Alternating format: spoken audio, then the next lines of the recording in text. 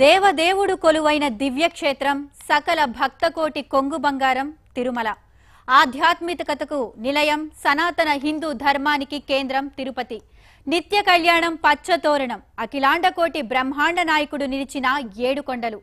అడుగడుగున గోవింద నామస్మరణం, అణు అణువున పరమ పావనం ఆ క్షేత్రం. కానీ శ్రీనివాసుడి పాదాల చెంత మద్య మాంసాదుల విక్రయం, అన్యమత ప్రచారాలతో కలవరం. వీటికి కారణం ఎవరు? దుష్ట శక్తులను అడ్డుకోలేమా? తిరుపతి పవిత్రతను కాపాడలేమా?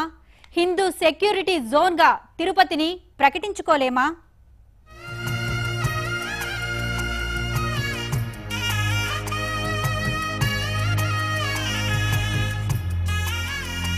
అఖిలాండ కోటి బ్రహ్మాండ నాయకుడు, కలియుగ వైకుంఠవాసుడు, ఆపద మొక్కులవాడు, వడ్డీ కాసులవాడు, ఏ పేరుతో పిలిస్తేనే ఆ తిరుమల శ్రీ వెంకటేశ్వరుడి దివ్యనామ స్మరణమే పరమ పావనం.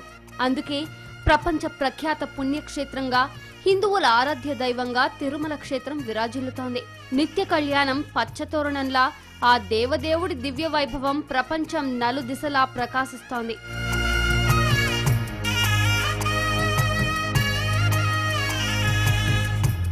ఏ ప్రాంతానికైనా చిరునామా కావాలి, కానీ ఆ శ్రీనివాసుడు కొలువైన తిరుమల గురించి తెలియని వారు ఉండరేమో. దేశవ్యాప్తంగానే కాకుండా విదేశాల్లో ఉన్న వారికి కూడా ఆ 7 కొండల వాడి వైభోగం తెలిసిందే. రాజులకు, రారాజులకు, చక్రవర్తులకు కూడా ఉండని అత్యంత అసాధారణ దివ్యమంగళ సేవలు, నిత్య నైవేద్యాలు, కైంకర్యాలతో తిరుమల క్షేత్రం ఆధ్యాత్మిక శోభతో అలరారుతుంటుంది. రాజు పేద అన్న తేడా లేదు. అందరిది ఆ తిరుమలలో ఒకటే నామస్మరణం, అది గోవింద నామస్మరణం.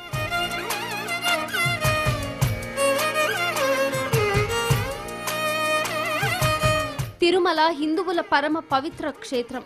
అక్కడ అడుగుపెట్టే భక్తులు కూడా అంతే పవిత్రతతో ఆ శ్రీ వెంకటేశ్వరుడి సేవలో తరించాలని సుదూర ప్రాంతాల నుంచి వ్యయ ప్రయాసాల కోర్చి వస్తుంటారు. 7 కొండలు ఆధ్యాత్మికతకే కాదు, అద్భుత ప్రకృతి అందాలకు నిలయం. అందుకే తిరుమలకు ఒక్కసారి వస్తే మళ్లీ మళ్లీ ఆ దివ్యమంగళ రూపమైన శ్రీనివాసుడి దర్శనం చేసుకొని తరించడంతో పాటు అక్కడి ప్రకృతి రమణీయతకు ముగ్ధులవుతారు.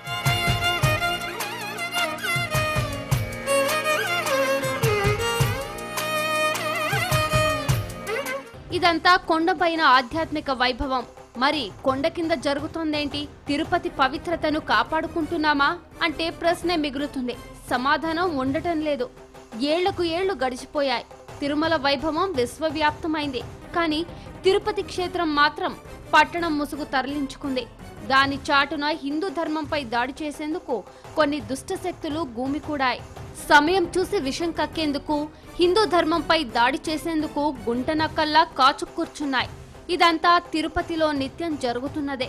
సెక్యులరిజం, లౌకికవాదం ముసుగులో తిరుపతి పవిత్రతకు భంగం కలిగే చర్యలు చేపడుతున్నారు. తిరుమల పవిత్రతను దెబ్బతీయాలని కొండ కింద నుంచే కుట్రలు సాగుతున్నాయి.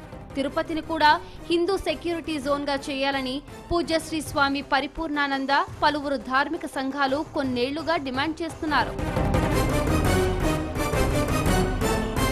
ఆధ్యాత్మిక పరిమళం వెదజల్లాల్సిన తిరుపతిలో మద్యం దుకాణాలు, మాంసం విక్రయాలు, అధికారికంగా కొన్ని, అనధికారికంగా ఎన్నో అన్యమతాలకు చెందిన చర్చీలు, మసీదులు సెక్యులరిజాన్ని అడ్డుపెట్టుకుని హిందూ క్షేత్రంపై దాడి చేస్తున్నా ప్రభుత్వాలు ఎందుకు మిన్నకుండిపోతున్నాయి? ఓటు బ్యాంకు రాజకీయాలకు పవిత్ర క్షేత్రాన్ని అడ్డుపెట్టుకోవడం ఎంతవరకు కరెక్ట్? మన తిరుపతి క్షేత్రాన్ని మనం కాపాడుకోలేమా? తిరుపతిని హిందూ సెక్యూరిటీ జోన్గా ప్రకటించాలని ప్రతి ఒక్క హిందువు కోరుకుంటున్నారు. కొన్నేళ్లుగా పూజ్యశ్రీ స్వామి పరిపూర్ణానంద అలుపెరుగని పోరాటం చేస్తున్నారు. గతంలో కూడా ఎన్నోసార్లు ఉద్యమానికి ఊపిరిలూదారు స్వామీజీ. పలువురు ఆధ్యాత్మికవేత్తలు, ధార్మిక సంఘాలు కూడా ఇందుకు వెన్నుదన్నుగా నిలిచాయి. తిరుపతిని మనం కాపాడుకోగలిగితే తిరుమల కాపాడబడ్డట్టే. తిరుమలను కాపాడడం కాదు, తిరుపతిలోనే ముందు ఆ రకమైనటువంటి ఒక వలయం అనేటువంటిది ఉండాలి, రక్షణ వలయం. అలాంటి యాత్రికులు వచ్చేటువంటి ప్రదేశంలో, తిరుపతిలో ప్రభుత్వము యొక్క అధికారికంగా ఇచ్చినటువంటి లెక్కల ప్రకారం 70 పైన మద్యం షాపులకి ఇక్కడ వాళ్ళందరూ పర్మిషన్లు ఇచ్చారు. భగవంతుడి దగ్గరికి వెళ్ళేవాడికి కింద తిరుపతిలో 70 పైన ఈ తిరుపతి సిటీ కానీ రూరల్ కానీ ఏరియాల్లో 70 పైన మద్యం షాపులకి అధికారం ఎందుకు ఇవ్వాలి? వాళ్ళకి ఆ రకమైన అవకాశం ఎందుకు ఇవ్వాలి ప్రభుత్వం? రెండోది, ఇక్కడ తిరుపతి అనేటువంటి దానికి ప్రధానంగా మనకు ఒక వాటికన్ సిటీ వెళితే అక్కడ ఏ ఇతర మతాలు కానీ ఏ ఇతర మతాల తాలూకా గుర్తులు కానీ ఎక్కడా లేకుండా ఇన్ని కిలోమీటర్ల పరిధిలో వాళ్ళు చాలా ఆ వాటికన్ సిటీ ఆ క్రైస్తవ మతం యొక్క ఆ పవిత్రతను కాపాడుకునే చాలా కట్టుదిట్టమైనటువంటి ఏర్పాట్లు చేస్తున్నారు. అలాగే మనం మక్కా వెళితే ఈవెన్ జర్నలిస్టు కూడా లోపలికి వెళ్ళడానికి లేదు. అక్కడ నువ్వు కేవలం ప్రార్థన చేసుకునేదానికి ఒక మహమ్మదీయ సంప్రదాయంలో ఉన్నవాడివైతే నువ్వు రా, లేని పక్షంలో నువ్వు రావడానికి లేదు అని అంత కట్టుదిట్టమైన ఏర్పాట్లు వాళ్ళు చేసుకోబట్టే అక్కడ ఆ పవిత్రత కాపాడబడుతుంది. మనకు సెక్యులరిజం ముసుగులో, లౌకికవాదం ముసుగులో ఈరోజు తిరుపతిలో అఫీషియల్గా అంటే ప్రభుత్వం యొక్క లెక్కల ప్రకారంగా 30 అంటే మసీదులు, దర్గాలు అనేటువంటివి ఏవైతే ఉన్నాయో మహమ్మదీయ మతాలకు చెందినటువంటివి, వాటికి కావలసినటువంటి పర్మిషన్లు వచ్చాయి. అవి అఫీషియల్గా ఉన్నాయి. ఇంకా అన్అఫీషియల్గా అయితే 40-50 పైనే ఉన్నాయని అందరూ చెప్తున్నారు. ఇక చర్చిల విషయానికి వస్తే, క్రైస్తవుల యొక్క ప్రార్థనా మందిరాల విషయానికి వస్తే అఫీషియల్గా లెక్కల ప్రకారం 70 వరకు ఉన్నాయనేటువంటిది తేలుతుంది. అన్అఫీషియల్గా సుమారు 100 ఉండొచ్చు. ఇప్పుడు ఈ ఇతర మతాలు ఉండకూడదనేటువంటిది మా అభిమతం కాదు.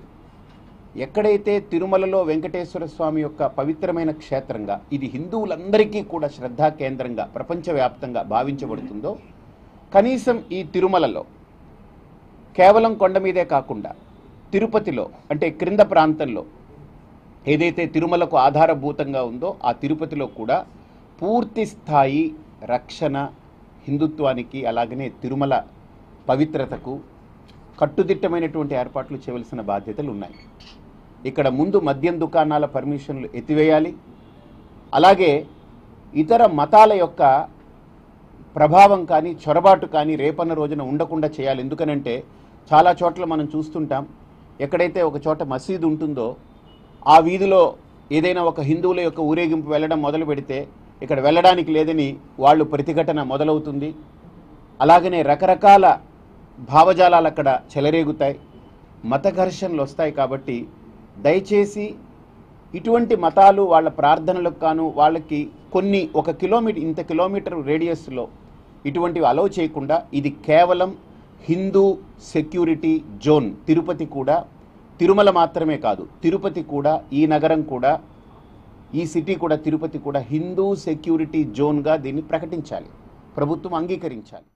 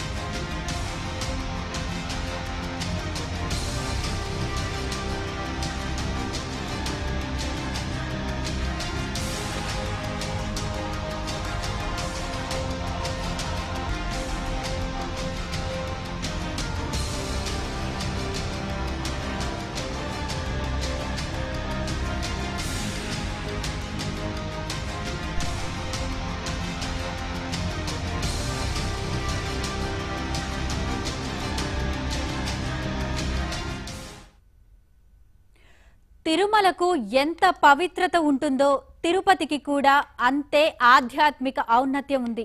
కానీ కాలం మారే కొద్దీ కొన్ని దుష్టశక్తుల కుట్రలకు తిరుపతి క్షేత్ర స్వరూపాన్ని కోల్పోయే పరిస్థితి వచ్చింది. అందుకు కుటిల రాజకీయాలు, విదేశీ శక్తుల ప్రోద్బలం, అన్య మతాల ప్రోత్సాహం కారణం. భక్తుల రాకపోకలకు ప్రధాన కేంద్రంగా ఆలయాలకు నిలయమైన తిరుపతి హిందూ సెక్యూరిటీ జోన్గా ప్రకటిస్తే తప్ప దాని ఆధ్యాత్మిక వైభవం కొనసాగే పరిస్థితి కనబడటం లేదు. మత మార్పిడులకు ప్రోత్సాహం, వీధి వీధిలో 4-5 చర్చీలు, ముస్లిం ప్రార్థనా మందిరాలు, పట్టణంలో ఏ సందులో చూసినా మద్యం దుకాణాలు, ఇదంతా సెక్యులరిజం అని పైకి చెబుతూ హిందూ ధర్మంపై దాడులకు కొన్ని దుష్ట శక్తులు చేస్తున్న కుట్రలు. వీటిని ఇంకెన్నేళ్లు భరించాలి? ఇదే ఇప్పుడు తిరుపతిలో హిందువులు, ధార్మిక సంఘాలు వ్యక్తం చేస్తున్న ఆగ్రహం. హిందూ ధర్మంపై దాడి చేయాలి, భారతీయ సంస్కృతిని, ఆచార వ్యవహారాలను, హిందువులను కించపరిచేలా కుట్రలు పన్నారు. ఇది దేశీయంగా కాదు, బయట దేశాల ప్రోద్బలంతో మన చుట్టూనే ఉన్న కొందరు గుంటనక్కలు చేస్తున్న కుయుక్తులు. వాటిని అనువైన వేదికగా తిరుపతి, తిరుమల క్షేత్రాలను టార్గెట్ చేస్తున్నారు. అందుకే తిరుమలలో తరచూ అన్యమత ప్రచారం ఘటనలు కలకలం రేపుతున్నాయి. గతంలో సుధీర్ మొండితోక అనే పాస్టర్ తిరుమల కొండపైకి చేరి డైరెక్ట్ గా భక్తులను ఇబ్బంది పెడుతూ అన్యమత ప్రచారం చేశాడు. ఆ తర్వాత కూడా పలువురు తిరుమలలో అన్యమత ప్రచారాలు చేసి అడ్డంగా దొరికిపోయారు. మాడ వీధుల వరకు ఆ విష ప్రచారం చేరింది. ముస్లిం మతానికి చెందిన అమీర్ హంజా అనే ఓ మత బోధకుడు కలకత్తా నుంచి దేశవ్యాప్తంగా పలు క్షేత్రాల్లో మత ప్రచారం చేశాడు. తిరుమలలో కూడా అలా చేస్తూ విజిలెన్స్ అధికారులకు అడ్డంగా దొరికాడు. ఈ ఘటనలపై పలువురు భక్తులు, ధార్మిక సంఘాలు, విహెచ్పి లాంటి హిందూ పరిరక్షణ సంస్థలు తీవ్ర ఆగ్రహాన్ని, నిరసనలను వ్యక్తం చేశాయి. తిరుమలలో శ్రీ వెంకటేశ్వర స్వామి వారి ప్రచారం మాత్రమే జరగాలి. అంతకు మించితే హిందూ ధార్మిక ప్రచారం మినహా మరెలాంటి మత ప్రచారాలు జరగరాదని ప్రత్యేక చట్టం ఉంది. దీని ఆధారంగా తిరుమలలో టీటీడీ అనేక ఆంక్షలు విధించింది. అయితే వీటి అమలులో అడుగడుగునా నెలకొన్న నిర్లక్ష్యం ఈ ఆంక్షలకు తూట్లు పొడుస్తోంది. తిరుమల మాత్రమే కాదు, తిరుపతి కూడా అత్యంత పవిత్రమైన క్షేత్రం. కానీ నేడు అదే క్షేత్రంలో చోటు చేసుకుంటున్న పరిణామాలు హిందువుల్లో భయాందోళనలకు కారణమవుతున్నాయి. తిరుమల, తిరుపతి వేరు కాదు, కానీ పట్టణం ముసుగులో తిరుపతిలో జరుగుతోంది వేరు. తిరుపతి నిత్యం వేలాది మంది భక్తులతో కిటకిటలాడుతుంది. తిరుమలకు వెళ్లే దర్శనం తర్వాత తిరిగి వచ్చే భక్తులతో తిరుపతిలో అసలు రాత్రికి పగలకు తేడా తెలీదు. ఇదే కొందరు స్వార్థపరులకు, హిందూ వ్యతిరేక శక్తులకు అనువుగా మారింది. తిరుపతి నగరంలో ఏ సందులో చూసినా మద్యం దుకాణాలు కనబడతాయి. అధికారికంగా 70 వరకు మద్యం దుకాణాలున్నాయి. అనధికారికంగా అయితే 100కు పైనే ఉంటాయని అంచనా. మసీదులు కూడా 30 నుంచి 50 వరకు పెరిగాయి. చర్చీల సంగతి చెప్పనక్కర్లేదు. అధికారికంగా 70 నుంచి, అనధికారికంగా 100 వరకు విస్తరించాయి. ఇదంతా క్షేత్ర పవిత్రతను దెబ్బతీయాలని హిందూ ధర్మంపై దాడులు చేస్తున్న కుటిల ప్రయత్నాల్లో భాగమే. అసలు ఆధ్యాత్మిక క్షేత్రంలో మద్యం అమ్మకాలేంటి? పరమ పవిత్రంగా చూడాల్సిన హిందువుల పావన క్షేత్రంలో చర్చీలు, మసీదులు విస్తరించడమేంటి? మత ఘర్షణలకు ప్రోత్సహించేలా కొన్ని కార్యక్రమాలు చేయడమేంటి? ఇది ప్రతి హిందువు మదిలో మెదిలే ప్రశ్నలు. వీటికి సమాధానం మాత్రం సెక్యులరిజం, లౌకికవాదం అంటూ వల్లెవేస్తుంటాయి మన ప్రభుత్వాలు. తిరుపతి పట్టణంలో ముందు ఎలాంటి హిందూ వ్యతిరేక కార్యకలాపాలకు చోటు ఉండేది కాదు. బ్రిటిష్ వారి కాలంలో తిరుమల, తిరుపతి రూపురేఖలు క్రమంగా మారుతూ వచ్చాయి. అభివృద్ధితో పాటే అన్య మతాలకు తిరుపతిలో చోటు కల్పించారు. దాని తర్వాత అంతా మన స్వార్థ రాజకీయ నాయకుల నిర్వాకమే. ఓటు బ్యాంకు రాజకీయాలతో హిందూ పవిత్ర క్షేత్రం తిరుపతిని పూర్తిగా ఓ పట్టణంగా చెబుతూ అక్కడ అన్ని వర్గాల వారికి ఆశ్రయం కల్పించే ఏర్పాట్లు చేశారు. ఆ తర్వాత పరిస్థితి అదుపు తప్పింది. 1985లో అప్పటి ముఖ్యమంత్రి ఎన్టీఆర్ మాత్రం తిరుపతిలో అనైతిక కార్యకలాపాలన్నింటికీ రద్దు చేసి ఈ నగరాన్ని ప్రపంచవ్యాప్తంగా ఉన్న హిందువులు గర్వించేలా తీర్చిదిద్దుతానన్నారు. తర్వాత వచ్చిన వాళ్లు ఎవరూ కూడా తిరుపతి క్షేత్ర వైభవాన్ని, ఔన్నత్యాన్ని గుర్తించింది లేదు. అది కేవలం భక్తులు విడిది చేసే ప్రాంతంగా, వ్యాపారుల నిలయంగా మాత్రమే మారిపోయింది. వాటి చాటునే అన్యమత ప్రచారం, మత మార్పిడులకు ప్రోత్సాహం, హిందువులను అణగదొక్కే కుట్రలు వేళ్లూనుకున్నాయి. ప్రపంచ ప్రఖ్యాతిగాంచిన తిరుపతి, తిరుమల ఆలయ పరిసరాల్లో గుప్త నిధుల కోసం వేటాడేవారు కొందరు. ఆలయాల్లో ధ్వజస్తంభాలు, విగ్రహాల కింద పురాతన కోటలు, కొండ గుహల్లో నిధులు నిక్షిప్తమై ఉంటాయనే నమ్మకంతో నిత్యం వాటి కోసం వెతికి చారిత్రక సంపదను ధ్వంసం చేస్తున్నారు. తిరుమల కొండల్లో యథేచ్ఛగా ఎర్రచందనం అక్రమ రవాణా జరుగుతోంది. విలువైన ఔషధ సంపదను, చెట్లను నరికేస్తూ కొందరు ప్రకృతిపై దాడి చేస్తున్నారు. ఉగ్రవాద కార్యకలాపాలకు కూడా చిత్తూరు జిల్లా కేంద్రంగా మారుతోంది. జిహాదీలు తిరుమల తిరుపతులనే టార్గెట్ చేసుకుంటూ అసాంఘిక కార్యకలాపాలకు, ఉగ్ర ప్రేరేపిత చర్యలకు దిగుతుండడం విస్మయం కలిగించే విషయం. భక్తుల రూపంలో తిరుమలకు చేరాక వాళ్ల అసలు రూపం బయటపడుతున్న సందర్భాలు కోకొల్లలో. ఎన్ని తనిఖీలు చేపట్టినా, ఎంత పకడ్బందీ బందోబస్తు ఏర్పాటు చేసినా ఏదో ఒక రూపంలో విషం కక్కాలని కోరలు చాస్తున్న సంఘ విద్రోహ శక్తులకు తిరుపతి అడ్డాగా మారుతోందనే అనుమానాలు కలుగుతున్నాయి. చరిత్రలో మహమ్మదీయులు, ఆంగ్లేయుల దాడులకు గురికాని ప్రముఖ పుణ్యక్షేత్రాల్లో తిరుమల ఒకటి. ఒక దశలో ఈ ప్రాంతాన్ని ఏలుబడిలోకి తెచ్చుకున్న నవాబు పాలకులు తిరుమల ఆలయంపై దాడి చేయాలని నిర్ణయించుకున్నా సాహసం చేయలేక వెనుదిరిగారని చరిత్ర చెప్తోంది. ఆంగ్లేయులు కూడా మత విశ్వాసాల జోలికి పోకుండా ఆలయ నిర్వహణ బాధ్యతను హాథీరాంజీ మఠానికి అప్పగించి కప్పం వసూలుకు పరిమితమయ్యారు. అందువల్ల పూర్వకాలం నాటి పాలకులు, జమీందారులు తిరుమల మండపాలు, ఆలయాల వద్ద దాచిన నిధులు భద్రంగా ఉంటాయనే నమ్మకంతో కొన్ని దశాబ్దాల క్రితమే అన్వేషణ సాగింది. తిరుపతి, చంద్రగిరి ప్రాంతాల్లో యాత్రికుల కోసం రాజుల కాలంలో నిర్మించిన పలు మండపాల్లో విపరీతంగా తవ్వకాలు జరిగాయి. వకులామాత ఆలయం కూడా అలా నవాబుల ఏలుబడిలో శిథిలమైనదే. పూజ్యశ్రీ స్వామి పరిపూర్ణానంద సహా పలువురు ఆధ్యాత్మికవేత్తలు, ధార్మిక సంఘాలు పెద్ద ఎత్తున ఉద్యమించడంతో శతాబ్దాల తర్వాత మళ్లీ వకులామాత ఆలయ పునర్వైభవానికి బాటలు పడుతున్నాయి.